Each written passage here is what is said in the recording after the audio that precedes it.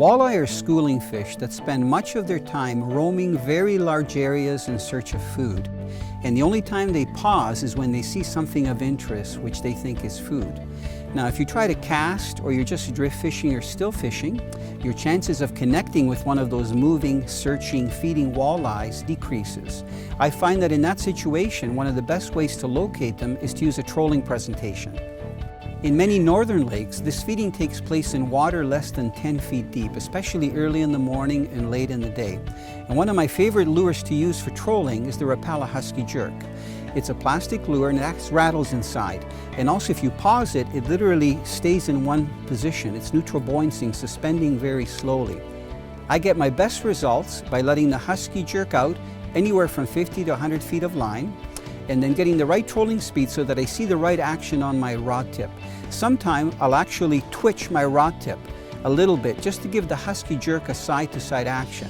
I find that most of the time though, the walleye will hit when it's actually swimming at a very constant speed and has a nice regular wobbling action. When it comes to colors, even early and late in the day when there isn't bright sunlight condition, if you're fishing in clear water, the lifelike colors are some of the best to use. And there are some Husky Jerks that come in a glass series, which is literally transparent. And if you look at them and you see the way the sun hits them, even underwater, they have all different shades of light and colors. So I find that the glass series works especially well when you're fishing in that shallower water, even early and late in the day when you have those low light conditions.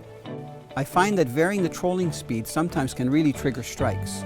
So what I'll do is, when I'm feeling the bottom every once in a while, I'll accelerate a little bit and my rod tip will thrum a little bit faster, and I know that my Husky Jerk has a very tight wobble. And then sometimes I'll slow down a little bit where it allows the lure to sink down and it has more of a side-to-side slow wobble. When you do that, and also in conjunction, you slowly make turns with your boat so that you're covering a different area, your lure gets away from the boat, that can really trigger a fish to strike.